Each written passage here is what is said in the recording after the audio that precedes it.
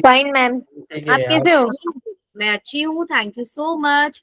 और पढ़ी केमिस्ट्री की नहीं पढ़ी है? पीछे का थोड़ा थोड़ा रिवाइज करा। यस मैम, किया है।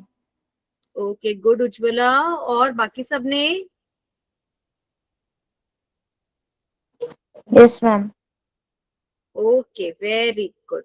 तो आज की क्लास हम स्टार्ट करते हैं। पहले पीछे का थोड़ा सा रिवाइज करेंगे, उसके बाद आगे की क्लास करते हैं। ठीक है बेटा? Yes ma'am. ओके बच्चों।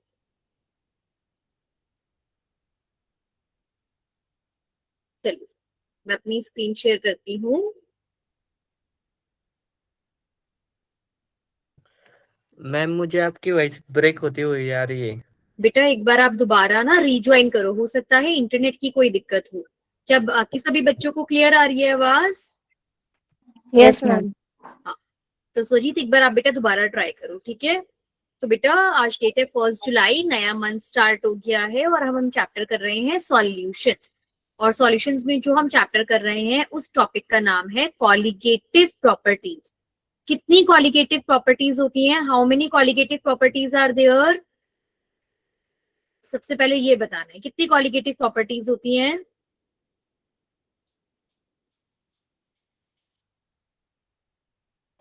4। 4, वेरी गुड। 4 कॉलिगेटिव प्रॉपर्टीज होती हैं। कौन कौन सी कॉलिगेटिव प्रॉपर्टीज होती हैं, नाम बताओगे? कौन कौन सी कॉलिगेटिव प्रॉपर्टीज हैं? Relative linear of vapour pressure. Relative lowering, बेटा वेपर प्रेशर कम होता है ना, उसे बोलते हैं lowering. Relative yes ma'am. Lowering of vapour pressure, very good. Next कोई और बताओ उज्ज्वला के अलावा? ऋतिका, समा, साक्षी, प्रथमेश, सजीत, ओम। हम लोगों ने करी है बेटा, देखो आप लोग बताओ कौन सी है इसके अलावा? Freezing point, boiling point. Very good बेटा। बॉइलिंग पॉइंट क्या होता है, बढ़ता है या कम होता है? बॉइलिंग पॉइंट बढ़ता है या कम होता है?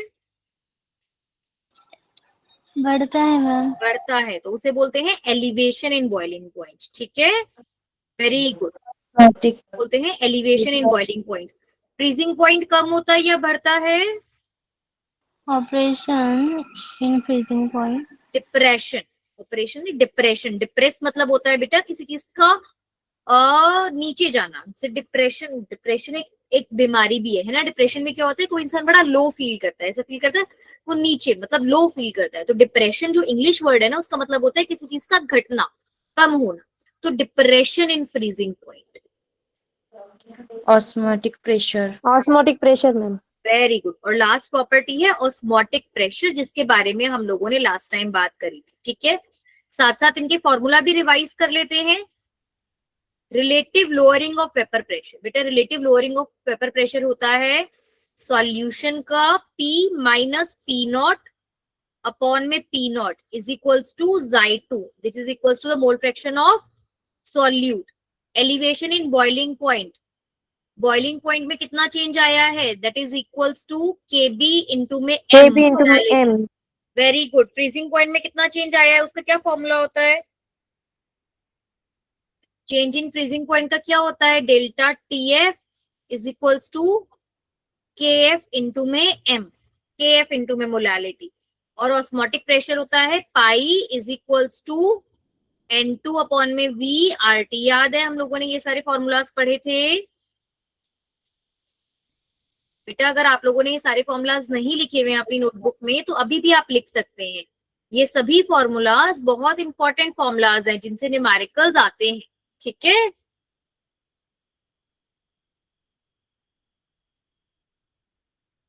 चलो बेटा रिवाइज करते हैं। ऑस्मोसिस में हमने क्या पढ़ा था कि ऑस्मोसिस क्या होता है कि अगर मेरे पास दो कंटेनर है, एक ये कंटेनर है और एक ये दूसरा कंटेनर है, ठीक है? अगर दोनों कंटेनर के अंदर यहाँ पर सॉल्यूशन है, सॉल्यूशन है मतलब यहाँ पर सॉल्वेंट है और सॉल्वेंट के साथ साथ कुछ कुछ सॉल्यूट पार्टिकल्स भी हैं। मान लो ये सॉल्यूट पार्टिकल्स भी हैं, ठीक है? और अगर यहाँ पे मेरे पास सिर्फ सॉल्वेंट है, प्योर सॉल्वेंट है, यहाँ सॉल्यूशन है, यहाँ सॉल्वेंट है, और यहाँ पर एक मेम्ब्रेन लगी हुई है। इस मेम्ब्रेन का नाम याद है किसी को? इस मेम्ब्रेन का नाम क्या है?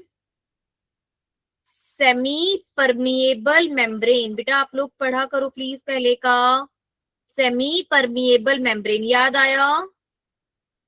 Yes ma'am. क्या काम होता है सेमी परमिएबल मेम्ब्रेन का?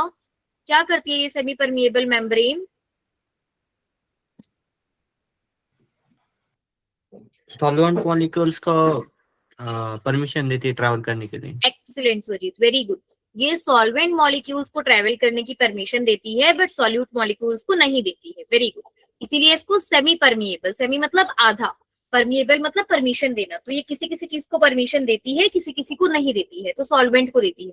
तो बेटा यहाँ सॉल्वेंट ज्यादा है क्योंकि यहाँ पे प्योर सॉल्वेंट है।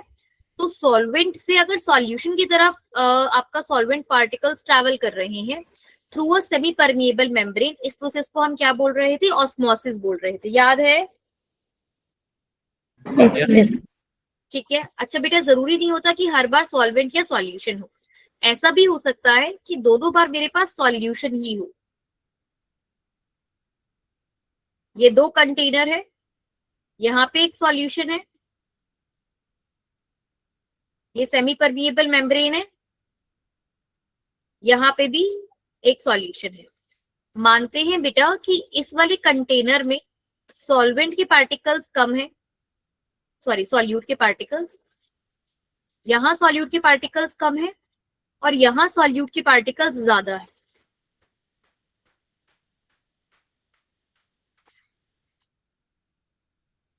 ठीक है बेटा, सॉल्यूट के पार्टिकल ज्यादा है मतलब ये ज्यादा कॉन्सेंट्रेटेड सॉल्यूशन है। हम लोगों ने ये बात करी थी ना, जिस सॉल्यूशन में सॉल्यूट के पार्टिकल ज्यादा होते हैं उसे बोलते हैं कॉन्सेंट्रेटेड सॉल्यूशन। तो ये कॉन्सेंट्रेटेड सॉल्यूशन है और ये एक डाइल्यूट सॉल्यूशन। वेरी गुड, ये एक डाइल्यूट सॉल्यूशन है। मतलब मानते हैं अगर इसकी कॉन्सेंट्रेशन 0.1 मोलर है तो इसकी कॉन्सेंट्रेशन मान लेते हैं 0.3 मोलर है। ठीक है, तो बेटा इसकी अगर कॉन्सेंट्रेशन ज्यादा है तो ये हाइपोटोनिक सॉल्यूशन हुआ या हाइपरटोनिक सॉल्यूशन हुआ? हम लोगों ने डिस्कस किया था हाइपरटोनिक एंड हाइपोटोनिक सॉल्यूशंस, याद करो। Yes ma'am. क्या होते हैं हाइपोटोनिक सॉल्यूशंस और क्या होते हैं hypertonic solution? Low concentration ma'am hypotonic. Low concentration hypotonic और मोर कॉन्सेंट्रेशन हाइपरटोनिक। तो बेटा ये सॉल्यूशन हमारा हाइपरटोनिक है और ये हमारा हाइपोटोनिक है। अच्छा बताओ पानी कहाँ से कहाँ जाएगा? हाइपोटोनिक से हाइपरटोनिक या हाइपरटोनिक से हाइपोटोनिक? ए से बी या बी से ए?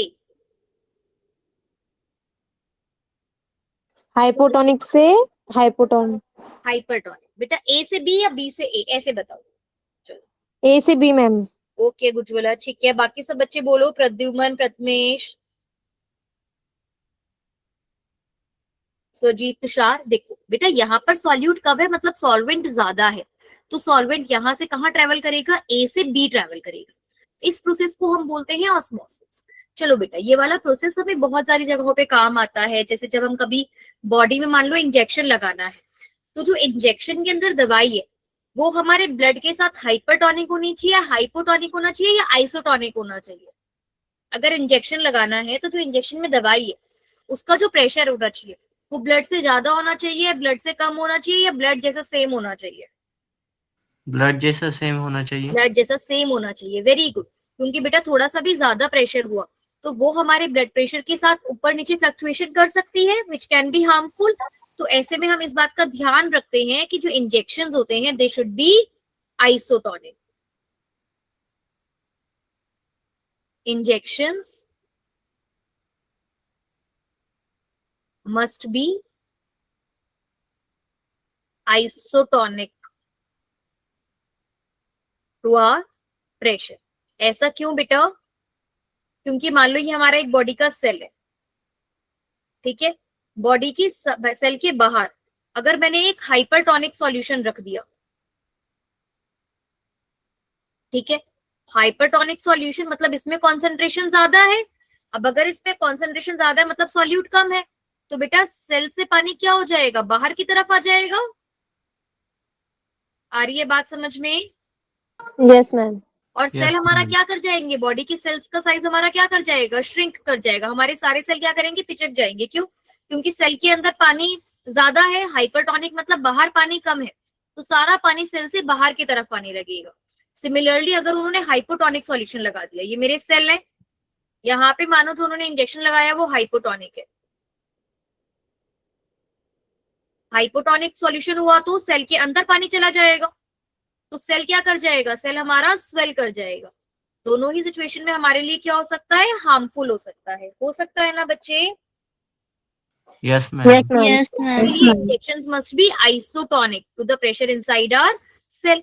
तो इसीलिए जो भी हम इंजेक्शंस लगाते हैं डॉक्टर्स, वो इस बात का ध्यान रखकर लगाते हैं कि हमारा सेल के अंदर जो प्रेशर है वही सेम प्रेशर हमारा बाहर भी मेंटेन हो। कभी कभी क्या होता है बच्चे, ध्यान से समझना एक बार, ये मानो ये एक कंटेनर है, यहां पर एक मेम्ब्रेन है और यहाँ पे भी एक कंटेनर है, ठीक है। अब मानो ये सेमी परमिएबल मेम्ब्रेन है, इस कंटेनर में हमारे पास प्योर वाटर है। क्या है इस कंटेनर में हमारे पास, pure water. Pure water, very. और इस कंटेनर में है हमारे पास इम्प्योर वाटर। इम्प्योर वाटर है मतलब कि वाटर के साथ साथ कुछ कुछ इम्प्योरिटीज भी हैं। यहाँ पे हमारे पास वाटर है और वाटर के साथ हमारे पास कुछ इम्प्योरिटीज है। मान लो ये मैंने इम्प्योरिटीज ड्रॉ कर दी। अब अगर बेटा मैं पानी का प्योरिफिकेशन करना चाहती हूँ तो मैं पानी को कहाँ से कहाँ ट्रेवल कराना चाहती हूँ, इम्प्योर से प्योर की तरफ या प्योर से इम्प्योर की तरफ? Impure से प्योर। प्योर से इम्प्योर की तरफ। अच्छा, अगर सिंपल ऑस्मोसिस होगा तो पानी कहाँ से कहाँ ट्रेवल करेगा, प्योर से इम्प्योर की तरफ कि इम्प्योर से प्योर की तरफ? अगर नॉर्मली इनको ऐसे छोड़ दिया जाए तो कहाँ पर पानी ज्यादा है, प्योर की साइड पानी ज्यादा है। इम्प्योर में क्योंकि इम्प्योरिटीज भी है तो पानी कम है।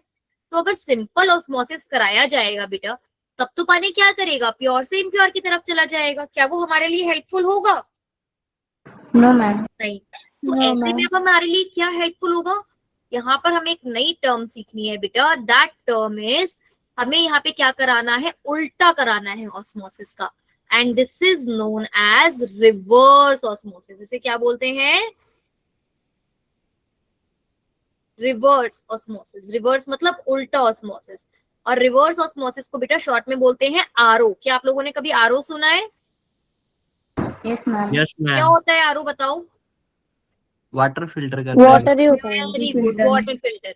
वो क्या करता है, इम्प्योर वाटर में से प्योर वाटर सेपरेट कर देता है ना। Yes ma'am. तो बेटा वहां पे क्या हो रहा होता है, वहां पे हो रहा होता है रिवर्स ऑस्मोसिस। अब ये रिवर्स ऑस्मोसिस कैसे होता है ये समझते हैं, ठीक है। ये देखो,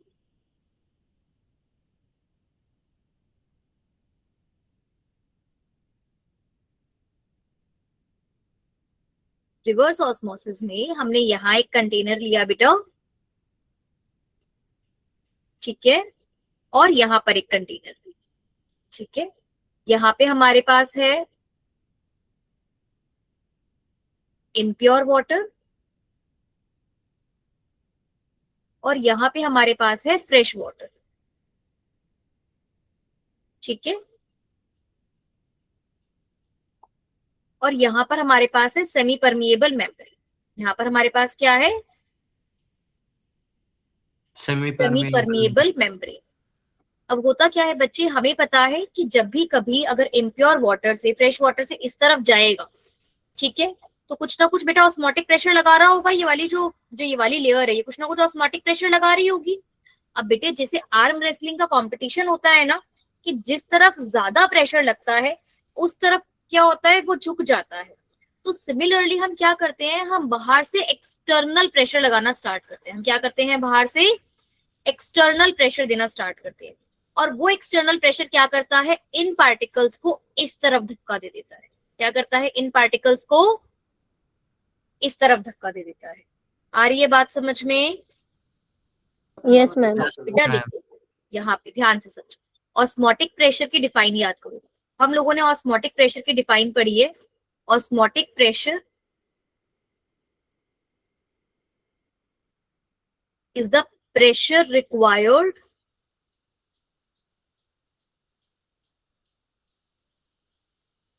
to stop the movement of solvent. To stop the movement of solvent. बड़े आसानी से इसको समझते हैं. To stop the movement of solvent. तो बेटा यहां से जो सॉल्वेंट के पार्टिकल्स ट्रेवल कर रहे होंगे उन्हें रोकने के लिए यहाँ पर एक ऑस्मोटिक प्रेशर लग रहा होगा जो इन सॉल्वेंट के पार्टिकल्स को यहाँ आने से रोक रहा होगा. लेकिन अगर मैं यहाँ एक एक्सटर्नल प्रेशर लगा दूं, अगर तो वो एक्सटर्नल प्रेशर कम है और ऑस्मोटिक प्रेशर ज्यादा है, तब तो क्या होगा, ऑस्मोटिक प्रेशर जीत जाएगा. ऑस्मोटिक प्रेशर इन पार्टिकल्स को इधर की तरफ ही रहने देगा, इधर नहीं आने देगा. इक्वल प्रेशर लगाया तो क्या हो जाएगा, बिल्कुल एग्जैक्ट सेम हो जाएगा. ना पार्टिकल्स इधर जा पाएंगे ना पार्टिकल्स इधर जा पाएंगे. लेकिन अगर मैं एक एक्सटर्नल प्रेशर लगा दूं which is more than osmotic pressure, अगर मैं ऑस्मोटिक प्रेशर से ज्यादा एक्सटर्नल प्रेशर लगा दूं तो ऐसे में क्या होगा, एक्सटर्नल प्रेशर जीत जाएगा और सारे सॉल्वेंट के पार्टिकल्स क्या करने लगेंगे, इस साइड मूव करने लगेंगे. आया समझ में? Yes ma'am. एक बार दोबारा समझाऊं कि आ गया पार्ट समझ में? मैम एक बार रिपीट एक बार दोबारा करें. मतलब मानो ये कमरा है, ठीक है, मानो ये कमरा है, ठीक है, इस कमरे का ये गेट, ठीक है, इस गेट पर अब हमने एक गार्ड को बिठाया हुआ है, ठीक है. यहां से सॉल्वेंट के पार्टिकल्स अंदर आना चाहते हैं.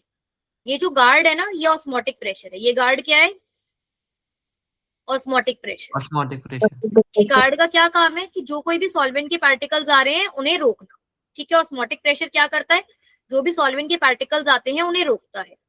अब मानो मैंने यहाँ पर एक बहुत मोटा ताजा इंसान खड़ा कर दिया जो इनको धक्का मार रहा है, ठीक है.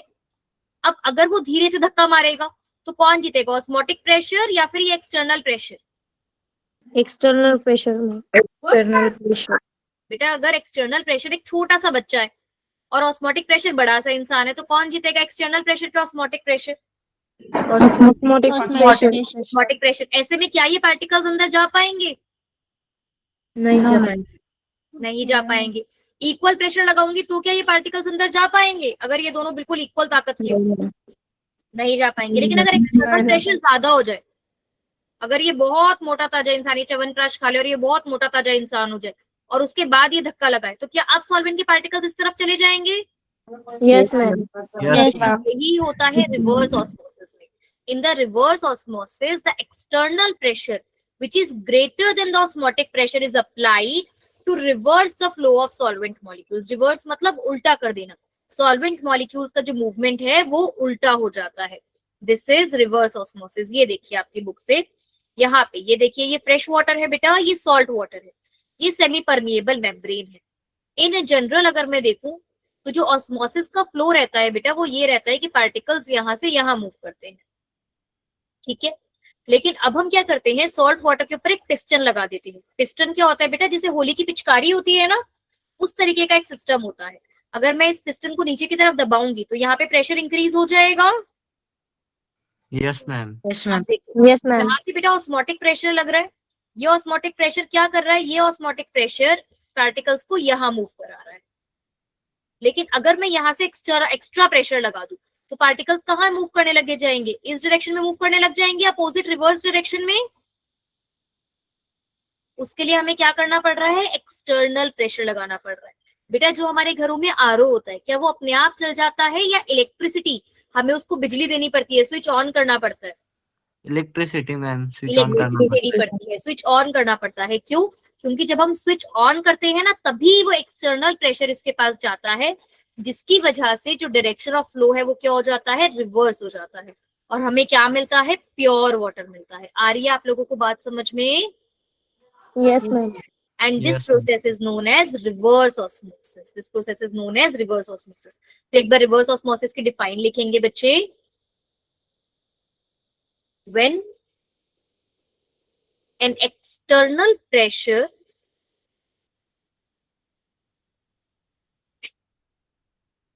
higher than the osmotic pressure, higher than osmotic pressure is applied on the solution,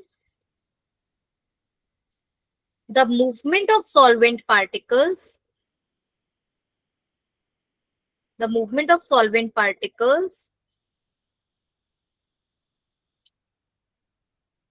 is from solution to solvent. तो अब पार्टिकल्स कहां से कहां ट्रेवल करते हैं? Solution to solvent. And this phenomenon is known as reverse osmosis. And this phenomenon is known as reverse osmosis. समझ में आ गया सभी को? Yes ma'am. Yes ma'am. Very good. Osmosis तो बेटा खुद ही हो जाता है। ऑस्मोसिस के लिए आप कुछ नहीं करोगे, आप इन पार्टिकल्स को सिर्फ रख दो तो भी वो पार्टिकल अपने आप फ्रेश से इम्प्योर की तरफ चला जाएगा। लेकिन अगर इम्प्योर से फ्रेश की तरफ लेकर जाना है तो हमें यहाँ से एक्सटर्नल प्रेशर लगाना पड़ेगा। एंड इसी को बोलते हैं रिवर्स ऑस्मोसिस। ठीक है, ओके बेटा। आज मेरे को एक नया बच्चा दिख रहा है यहाँ पे, विजय। हेलो विजय, बेटा एक बार अपना नाम बताओ। आपने विजय की आईडी से ज्वाइन किया हुआ है, विजय ही नाम है आपका।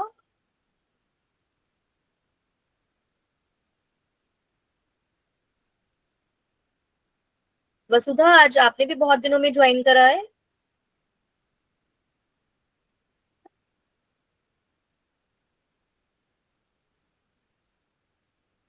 चलो ओके, सभी को समझ में आया ये? Yes ma'am. Yes ma'am. ठीक है, वेरी गुड। अब आगे चलते बेटा, इसी के साथ हमारी सभी क्वालिटेटिव प्रॉपर्टीज खत्म हो गई। अब हुआ क्या, सभी क्वालिटेटिव प्रॉपर्टीज का हम लोगों ने यूज करा, अलग अलग प्रॉपर्टीज का। ऑस्मोटिक प्रेशर का हमने बहुत अच्छे से यूज करा। और ऑस्मोटिक प्रेशर जो होता है ना बेटा, वो तो वैसे भी बड़ी अच्छी प्रॉपर्टी होती है। सभी क्वालिटेटिव प्रॉपर्टीज में ऑस्मोटिक प्रेशर सबसे अच्छी प्रॉपर्टी है। सबसे अच्छी बात तो ये है कि ऑस्मोटिक प्रेशर को हम रूम टेम्परेचर पर ही नाप सकते हैं। क्यों? क्योंकि बाकी सारी अगर हम प्रॉपर्टीज देखें, जैसे elevation in boiling point, freezing in depression in freezing point, तो उन सब में तो क्या हो रहा था, हमें टेम्परेचर चेंज करना पड़ रहा था। वेपर प्रेशर बनाना है तो वेपर्स तो बनाने ही पड़ेंगे, तो बहुत हाई टेम्परेचर चाहिए था। बॉइलिंग करने के लिए भी बहुत हाई टेम्परेचर चाहिए था। फ्रीजिंग करने के लिए बहुत लो टेम्परेचर चाहिए था। लेकिन ऑस्मोटिक प्रेशर ये तो एक ऐसी प्रॉपर्टी है जो रूम टेम्परेचर पे भी नापी जा सकती है ना। तो इसीलिए ऑस्मोटिक प्रेशर हमारे लिए बहुत फायदेमंद प्रॉपर्टी होती है, जिसका हम यूज बहुत सारी चीजों के लिए करते हैं। क्यों करते हैं? जैसे हमारी बॉडी में प्रोटीन्स होते हैं, कार्बोहाइड्रेट्स होते हैं, उनका मोलर मास कैलकुलेट करने के लिए भी हम ऑस्मोटिक प्रेशर का यूज कर लेते हैं। जैसे याद है हम लोगों ने उस दिन क्लास में एक क्वेश्चन करा था, देखो मैं आप लोगों को दिखाती हूँ, जिसके यस अंदर हमने मैम, क्या मोलर था? मास निकाला था, है ना। मोलर मास निकाल लिया था, हमें दे दिया था ऑस्मोटिक प्रेशर, तो ऑस्मोटिक प्रेशर की मदद से हम लोगों ने मोलर मास कैलकुलेट कर लिया था। तो बेटा ऐसे सभी क्वालिटेटिव प्रॉपर्टीज का यूज करके हमें बहुत फायदे हैं। अब बेटा पता है प्रॉब्लम कहाँ आई? हमने देखा कि जब हम क्वालिटेटिव प्रॉपर्टीज का यूज करके मोलर मास कैलकुलेट कर रहे हैं ना, तो अगर तो हम मोलर मास कैलकुलेट कर रहे हैं नॉन इलेक्ट्रोलाइट का, तो वो तो हमारा ठीक आ रहा है कि अगर मैंने जो एक्सपेरिमेंट से निकाला और उसके बाद जब मैंने उसको चेक करा तो उतना ही आ रहा है। लेकिन अगर मैंने एक इलेक्ट्रोलाइट का मोलर मास एक्सपेरिमेंट से निकाला और उसके बाद मैंने खुद से चेक करा तो वो गलत आ रहा है। अच्छा, क्या आप लोगों को याद है बेटा इलेक्ट्रोलाइट्स क्या होते हैं और नॉन इलेक्ट्रोलाइट्स क्या होते हैं? हम लोगों ने लास्ट क्लास में, लास्ट चैप्टर में पढ़ा था, ये जब हमने आयोनिक इक्विलिब्रिया पढ़ा था। किसी को याद है what are non electrolytes and what are electrolytes?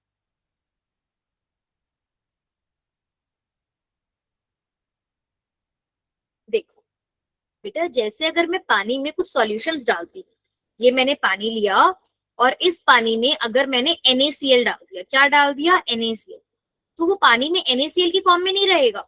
वो पानी में जाते ही क्या होगा? Na+Cl-, Na+Cl- में टूट जाएगा, है ना। Yes ma'am.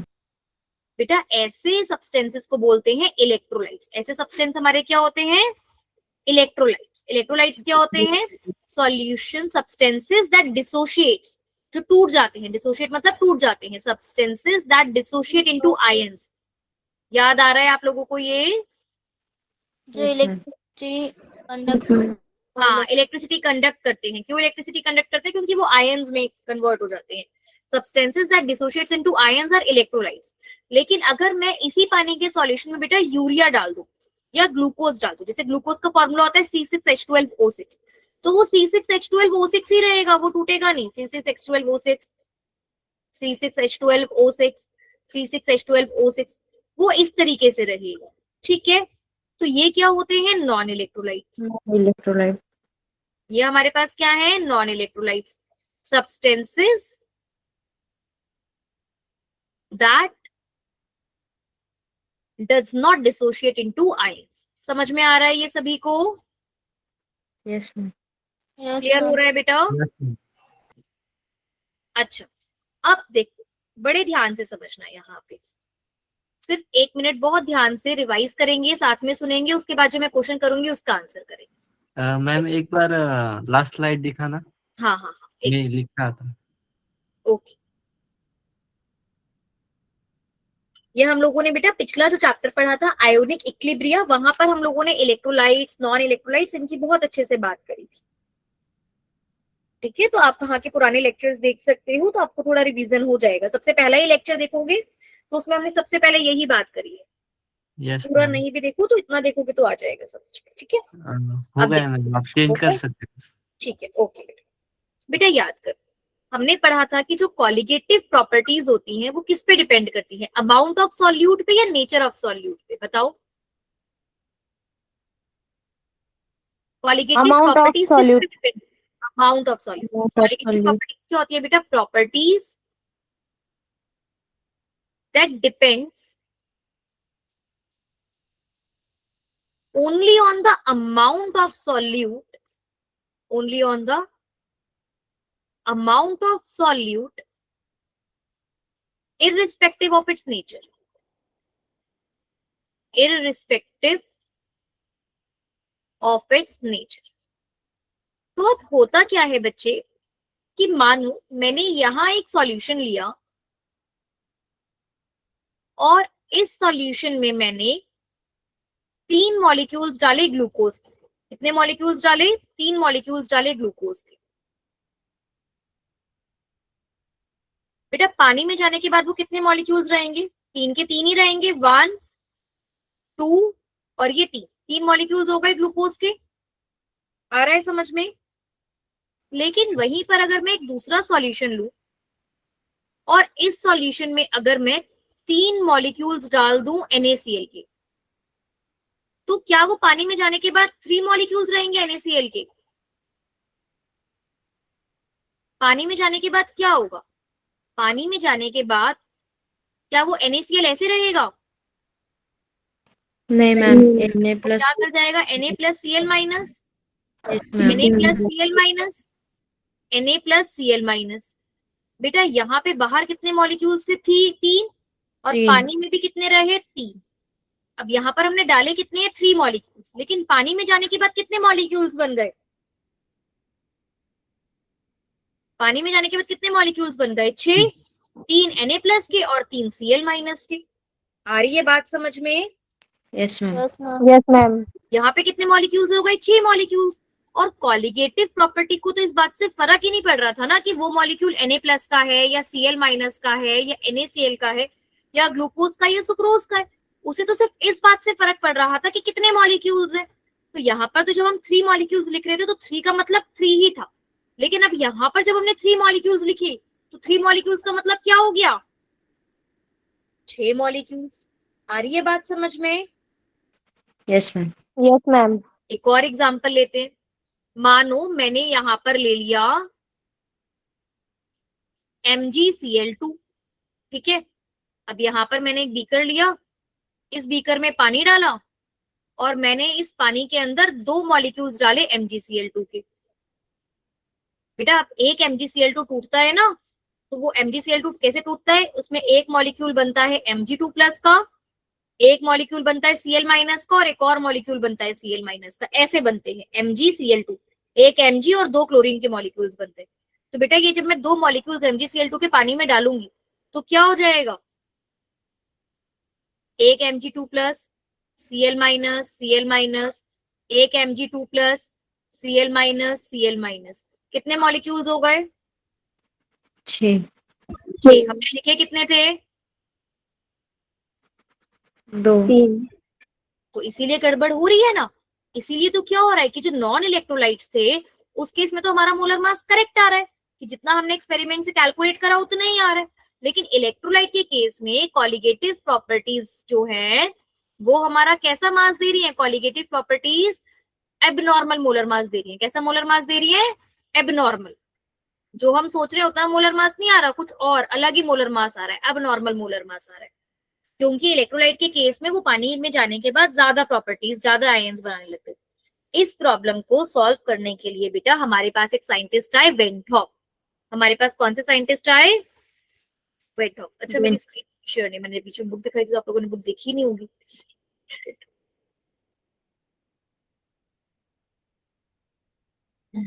ये देखो, मैं अभी बुक में भी ये दिखा रही थी बट तब आपको दिखा नहीं होगा ये देखो। तो अब हमारे पास एक साइंटिस्ट आए, वेंटॉफ। उन्होंने हमें क्या करा, एक फैक्टर दे दिया, वेंटॉफ फैक्टर आई। उन्होंने बोला मैं तुम्हें एक ऐसा जादुई नंबर दे रहा हूँ, तुम इस जादुई नंबर को लगाओगे ना तो आप अपनी कॉलिगेटिव प्रॉपर्टीज इलेक्ट्रोलाइट सॉल्यूशन के लिए भी सही से निकाल पाओगे। उस जादुई नंबर का नाम क्या है? Van't Hoff factor. क्या नाम है? Van't Hoff factor.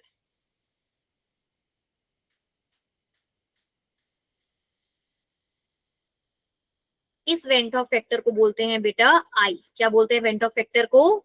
आई। आई। आई से रिप्रेजेंट करते हैं। उन्होंने बोला आपने जो भी क्वालिटेटिव प्रॉपर्टीज निकाली है ना, उन्हें आप इलेक्ट्रोलाइट्स के केस में आपको कुछ नहीं करना, अपनी क्वालिटेटिव प्रॉपर्टीज के लिए कोई फॉर्मूला चेंज करने की जरूरत नहीं है, बस उसी वाले फॉर्मूला को आप आई से मल्टीप्लाई कर देना। आई कैसे निकालते हैं वो बताती हूँ, बट अभी समझते हैं कि इलेक्ट्रोलाइट्स के लिए क्वालिटेटिव प्रॉपर्टीज में उन्होंने क्या बोला। पहली हमारी क्वालिटेटिव प्रॉपर्टी थी relative lowering of vapour pressure.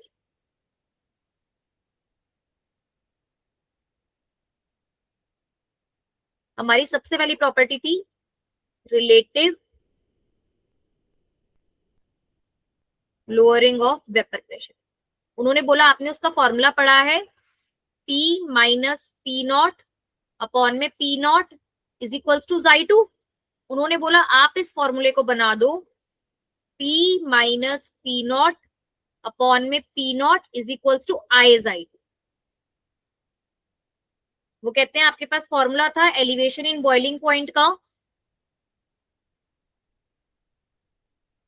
Delta TB is equals to KBM. आप उसका फॉर्मूला बना दो delta TB is equals to i KBM. आ रहा है समझ में हमने क्या कर रहे हैं हम और क्यों कर रहे हैं? Yes ma'am. क्योंकि इलेक्ट्रोलाइट्स के केस में बेटा हमारा आंसर गलत आ रहा था। क्यों गलत आ रहा था? क्योंकि इलेक्ट्रोलाइट के केस में number of solute particles change हो रहे थे, क्योंकि वो पार्टिकल्स डिसोशिएट कर रहे हैं। तो हमें वेंटॉफ ने बोला आप अपनी प्रॉपर्टीज को सबको आई से मल्टीप्लाई कर दो। जैसे हमारा थर्ड क्या था? Depression in freezing point.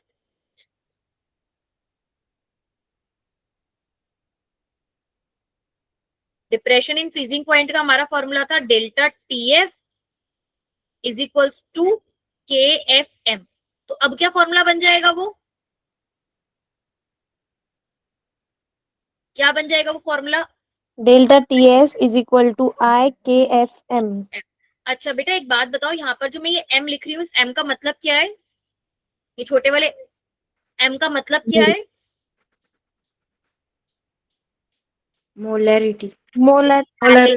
Molality. Very good, molality. और मोलैलिटी का फॉर्मूला क्या होता है? Number of solute upon mass of solvent in number of moles of solute upon में मास ऑफ सॉल्वेंट। बेटा अभी आप में से एक बच्चा फॉर्मूला बोल रहा था गिवन मास अपॉन में मोलर मास, वो नंबर ऑफ मोल्स का फॉर्मूला होता है। Very good. Number of moles of solute mass of solvent in KG. ठीक है, मैं साथ साथ रिवाइज भी कराती जा रही हूँ। नंबर ऑफ मोल्स का फॉर्मूला होता है गिवन मास अपॉन में मोलर मास इनटू में गिवन मास ऑफ सॉल्वेंट, तो इसको W1 और ऊपर में 1000 कर सकते हैं। अगर यहाँ पे वेट ग्राम में हो तो ग्राम को किलोग्राम, तो ये फॉर्मूला हो जाता है। ठीक है, मोलैलिटी का। अगर किसी को कंफ्यूजन हो रही हो, किसी ने आज ही क्लास ज्वाइन करी और वो सोच रहे हो कि ये M क्या है, और बेटा ये जो KF और KB होते हैं ना, ये कांस्टेंट होते हैं, इसकी वैल्यू हमें क्वेश्चन में गिवन होती है। ठीक है, फोर्थ है बेटा हमारा ऑस्मोटिक प्रेशर। ऑस्मोटिक प्रेशर का हमने पहले फॉर्मूला पढ़ा था, pi is equals to CRT। C मतलब कॉन्सेंट्रेशन, RT है ना। तो अब इसका फॉर्मूला क्या बन जाएगा? Pi is equals to I CRT। C यहाँ पर क्या होता है? नंबर ऑफ मोल्स अपॉन में वॉल्यूम। C होता है मोलैरिटी। मोलैरिटी को हम कैपिटल M भी बोल सकते हैं, कॉन्सेंट्रेशन C भी बोल सकते हैं, कुछ भी बोल सकते हैं। इसका फॉर्मूला होता है number of moles of solute upon में वॉल्यूम ऑफ सॉल्यूशन। तो बेसिकली अब क्या फॉर्मूला बन जाएगा? Pi is equals to I N2RT upon में V। क्या सबको समझ में आया? Yes ma'am. वेंटॉफ ने क्या बोला? वेंटॉफ ने हमें एक जादुई नंबर दिया, बोला इस जादुई नंबर से आप चारों कॉलिगेटिव प्रॉपर्टीज को मल्टीप्लाई कर दो, आप इससे इलेक्ट्रोलाइट, नॉन इलेक्ट्रोलाइट सबका मास निकाल सकते हो। तो अब हम कभी भी फॉर्मूला रखेंगे तो कौन सा फॉर्मूला रखेंगे? ये वाला फॉर्मूला रखेंगे। बट अब एक बहुत बड़ा सवाल आता है कि मैम ये आई निकालेंगे कैसे? आई निकालने का बहुत सिंपल तरीका है बेटा। आई का फॉर्मूला होता है वेंटॉफ फैक्टर। आई के बहुत सारे फॉर्मूलाज हैं, पर जो फॉर्मूला हम यूज करेंगे देखो, number of particles after dissociation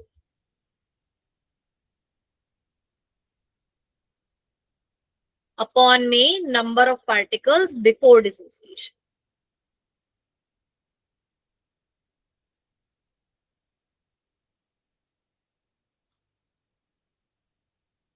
मानो फॉर एग्जाम्पल NaCl का अगर मुझे निकालना है, ठीक है, फॉर एग्जाम्पल अगर मुझे NaCl का निकालना है, तो बेटा NaCl का आई के लिए डिसोशिएट होने के बाद ही कितने पार्टिकल्स में टूट जाता है?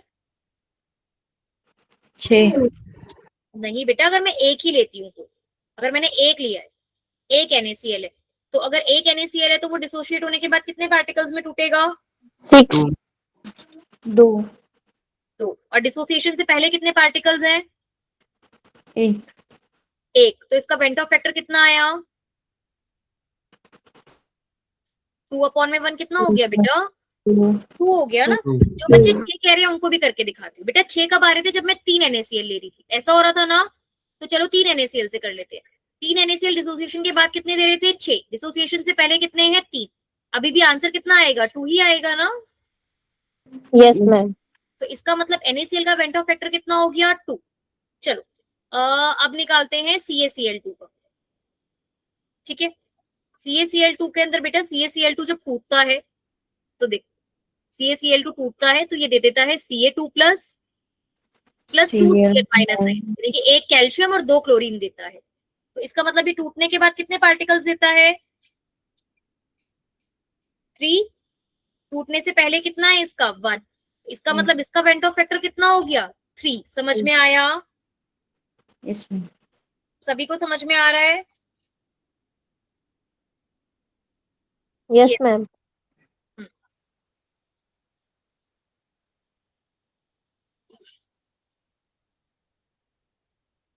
देख, जैसे कि KNO3 टूटेगा बेटा, एक K प्लस का मॉलिक्यूल बनेगा, एक NO3 माइनस का मॉलिक्यूल बनेगा।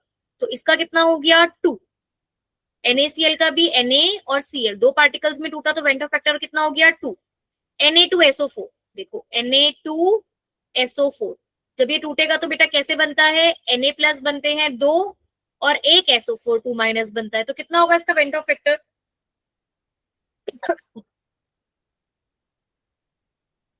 देखो Na2 नहीं बेटा, Na2SO4 टूटता है ना, तो ये देखो ये एक Na प्लस का मॉलिक्यूल बनाता है, एक और Na प्लस का मॉलिक्यूल बनाता है और एक SO4 का मॉलिक्यूल बनाता है। तो कितने मॉलिक्यूल्स बना रहा है ये? 3। तो इसका वेंटॉफ फैक्टर कितना हो गया? 3। आ रहा है समझ में? पक्का?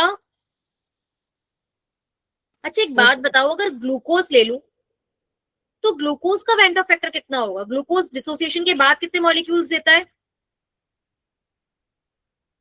1। एक टूटता ही नहीं है ना, और पहले भी कितना देता है? 1। तो ग्लूकोज का वेंटॉफ फैक्टर कितना हो गया?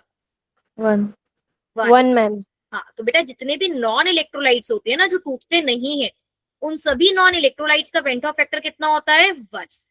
समझ में आया? Yes ma'am. सभी को समझ में आ रहा है ना बेटा? Yes ma'am. Yes ma'am. ठीक है, तो बेटा इसी तरीके से हम वेंटॉफ फैक्टर निकाल लेते हैं, number of particles after dissociation upon में number of particles before dissociation. ठीक है, अच्छा अब एक चीज बताओ, मानो कि मैंने यहाँ पे एक कंटेनर लिया, ध्यान से क्वेश्चन पढ़ना है और ध्यान से सुनना है क्वेश्चन। यहाँ पे मैंने एक कंटेनर लिया, ये इस तरीके से दूसरे कंटेनर से कनेक्टेड है, ठीक है, और यहाँ पे सेमी परमिएबल मेम्ब्रेन है। इस कंटेनर में मेरे पास 0.1 मोलर सुक्रोज, सुक्रोज भी बेटा ग्लूकोज की तरह होता है, नॉन इलेक्ट्रोलाइट। और यहाँ पे मेरे पास 0.1 मोलर NaCl है। ठीक है, ये A है और ये B है। हमें बताना है क्या पार्टिकल्स मूव करेंगे नहीं करेंगे, A से B करेंगे, B से A करेंगे। बेटा देखने में तो इन दोनों की कॉन्सेंट्रेशन सेम लग रही है, और अगर दोनों की कॉन्सेंट्रेशन सेम है तो ये दोनों आइसोटोनिक सॉल्यूशन होने चाहिए और मॉलिक्यूल्स मूव नहीं करने चाहिए। बट क्या ये दोनों आइसोटोनिक होंगे? ध्यान से 0.1 मोल सुक्रोज का मतलब है यहाँ पे 0.1 मोल होंगे सुक्रोज के, लेकिन 0.1 मोल NaCl जब जाएंगे तो क्या वो 0.1 मोल रहेंगे या चेंज हो जाएंगे? चेंज हो जाएंगे मैम, कितने चेंज हो मोल्स जाएंगे मैम। कितने मोल्स हो जाएंगे? 0.2 हो जाएंगे। एक अच्छा। मोल से 2 मिलता है ना, मतलब एक NaCl 2 देता है, एक Na प्लस देता है और एक Cl माइनस देता है, 2 देता है ना बेटा। तो सिमिलरली 0.1 कितने देगा? 0.2 देगा। तो बेटा यहाँ पे इसका मतलब सॉल्यूट पार्टिकल ज्यादा हो गए, यहाँ पे सिर्फ 0.1 होंगे, लेकिन यहाँ पे 0.1 Na भी होंगे और 0.1 Cl माइनस भी होगा। तो पानी कहाँ से कहाँ ट्रेवल करेगा? A से B के B से A? बी से बेटा यहाँ पे सॉल्यूट ज्यादा है तो पानी कहाँ ज्यादा हुआ, A में या B में? A to B करेगा ए मैम। में, ए भी मैम, A to B करेगा ना बेटा। ये हमारा हाइपरटोनिक मैम। सॉल्यूशन हो गया, क्योंकि यहाँ पर हमारे पास क्या है, सॉल्यूट ज्यादा है। ये हमारे पास हाइपरटोनिक सॉल्यूशन है, और ये हमारे पास हाइपोटोनिक, हाइपोटोनिक मतलब जिसके पास सॉल्यूट कम है, तो ये हमारे पास हाइपोटोनिक सॉल्यूशन है। ऐसे याद रखो, हाइपो ओ आ रहा है ना, ओ मतलब मोटा ताजा, तो ये पानी देता है, क्योंकि ये मोटा होता है तो ये बेचारा पतला होने के लिए पानी दे देता है, तो इसीलिए हमेशा सॉल्यूशन हाइपोटोनिक से हाइपरटोनिक जाता है। समझ में आ रहा है? Yes ma'am. Very good. Yes ma'am. बेटा अब लास्ट टॉपिक है इस चैप्टर का, Bandt factor and degree of dissociation. बेटा ये थोड़ा सा मैं पुराने चैप्टर से रिलेट करूंगी, मैं खुद भी आपको याद दिलाऊंगी और थोड़ा थोड़ा आपको याद भी आएगा। बेटा थोड़ा सा आयनिक इक्विलिब्रियम में याद करना, हम लोगों ने बात करी थी कि जो हमारे पास सब्सटेंसेस होते हैं वो दो तरीके के होते हैं। एक हमारे पास होते हैं इलेक्ट्रोलाइट्स और एक हमारे पास होते हैं नॉन इलेक्ट्रोलाइट्स। ये तो हम लोगों ने डिस्कस कर ही लिया। इलेक्ट्रोलाइट्स मतलब वो जो पानी में डिसोसिएट हो जाते हैं, और नॉन इलेक्ट्रोलाइट्स मतलब जो पानी में डिसोसिएट नहीं होते। पर याद करो क्या हमने डिस्कस किया था कि इलेक्ट्रोलाइट्स भी दो तरीके के होते हैं, एक स्ट्रॉन्ग इलेक्ट्रोलाइट्स और एक वीक इलेक्ट्रोलाइट्स। याद आ रहा है? ऐसा हमने डिस्कस किया है।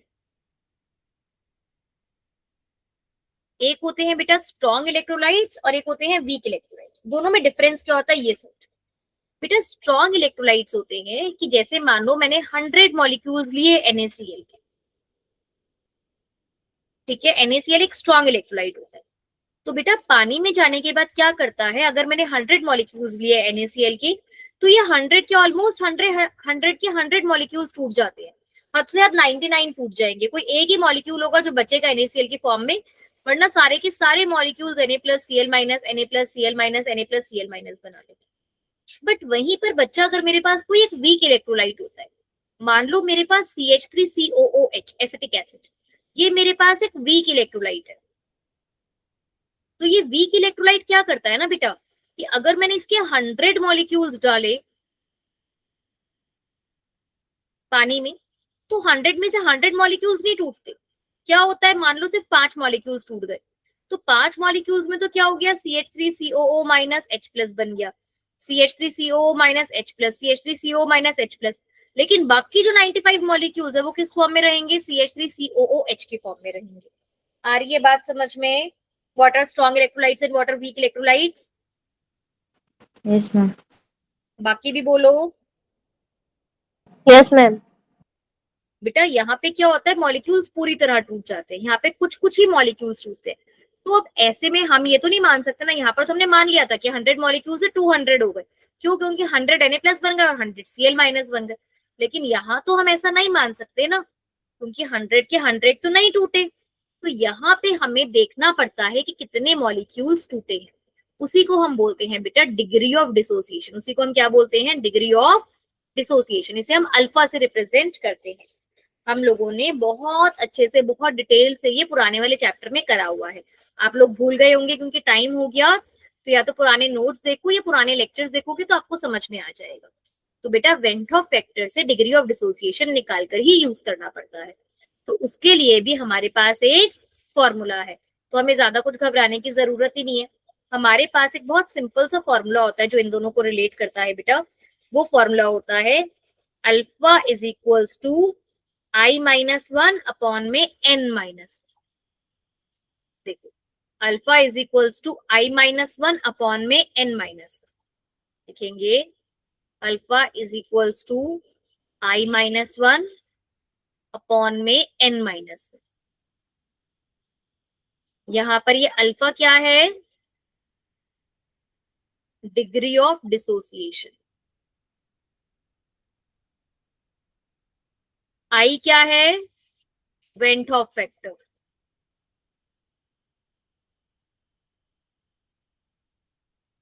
और एन क्या है? एन है number of particles after dissociation, कि कितने पार्टिकल्स में टूटता है। जैसे कि NaCl 2 पार्टिकल्स में टूटता है, CaCl2 3 पार्टिकल्स में टूटता है, तो वो नंबर यहां आ जाता है। क्या समझ में आया?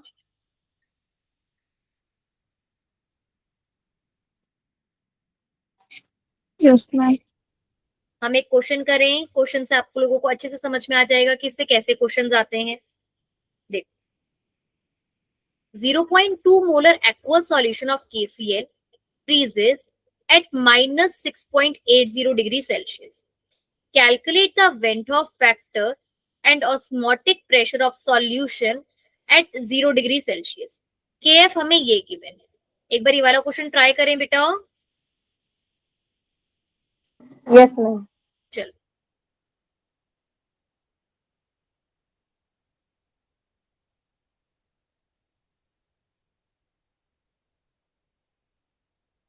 देखो 0.2 मोलर एक्वस सॉल्यूशन।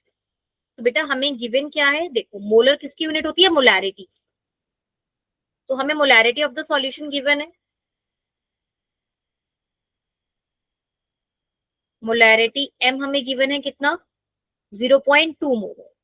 वो बेटा कितने डिग्री पर फ्रीज कर रहा है? -0.680। तो यानी कि जो सॉल्यूशन है उसका फ्रीजिंग पॉइंट कितना है? -0.680 डिग्री सेल्सियस। ठीक है।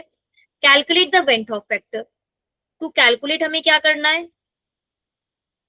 वेंट हॉफ फैक्टर कैलकुलेट करना है और ऑस्मोटिक प्रेशर यानी कि पाई कैलकुलेट करना है। ठीक है।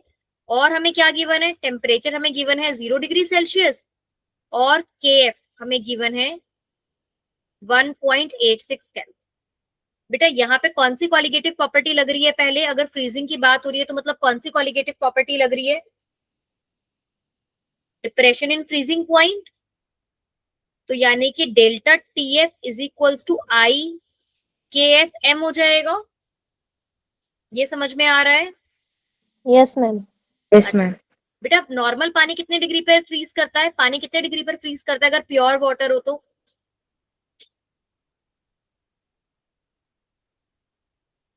0 डिग्री पे।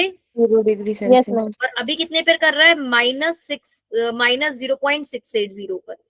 इज इक्वल्स टू I-KF कितना है? 1.86। मोलैरिटी कितनी है? 0.2। तो डिप्रेशन इन कितना डिग्री से कम हो रहा है? 0.680 से कम हो रहा है। तो 0.680 is equals to I into में 1.86 इंटू में 0.2। क्या यहाँ से I निकल सकता है? Yes ma'am. सब लोग बच्चे I कैलकुलेट कर सकते हैं यहाँ से? समा, स्वजीत, वैष्णवी, साक्षी, उज्ज्वला। Yes ma'am. हाँ जी बेटा। और बेटा उसने हमें क्या बोला? ऑस्मोटिक प्रेशर निकालना। देखो ऑस्मोटिक प्रेशर का फॉर्मूला क्या होता है? Pi is equals to I-CRT।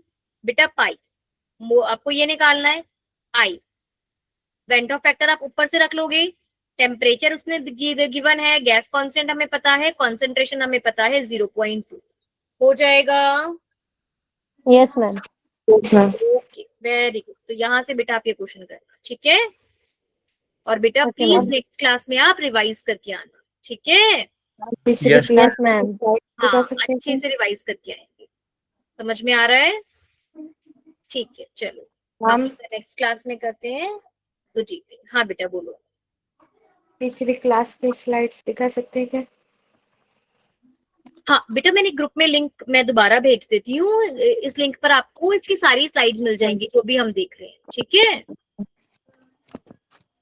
मैं ग्रुप में लिंक भेज देती हूँ और आपको दिखा भी देती हूँ पिछली क्लास की, मतलब जो हमने लास्ट क्लास ली थी उसकी। Yes ma'am. एक सेकेंड रुको, दिखा रही हूँ।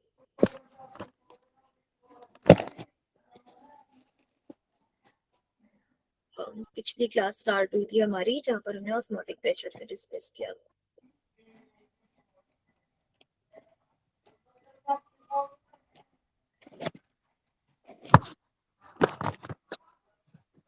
ये देखो बेटा, पिछली क्लास हमने यहाँ से स्टार्ट करी थी।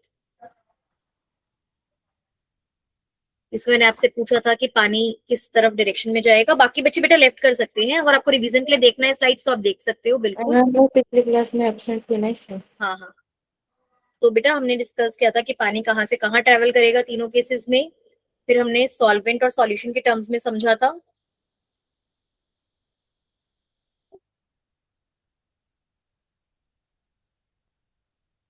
आप एक बार यूट्यूब पे ये लेक्चर देख लेना, आपको यूट्यूब पे लेक्चर भी मिल जाएगा तो समझ में आ जाएगा। यूट्यूब पे लिंक कौन सा डालना चाहिए? बेटा मैम शायद यूट्यूब का लिंक शेयर होता है मैम इन लोगों के साथ।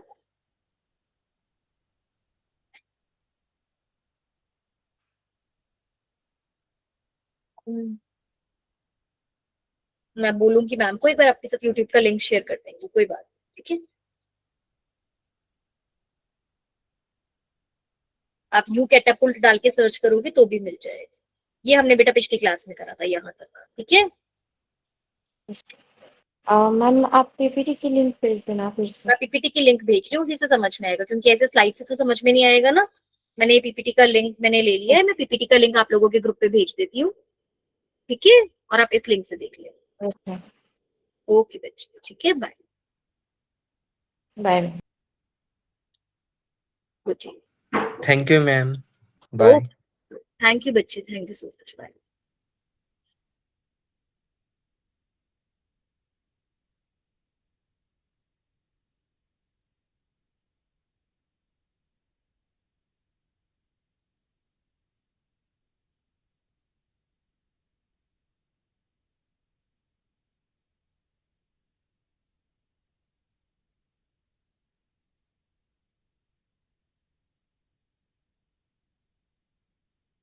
Ma'am, I'm not able to stop the recording.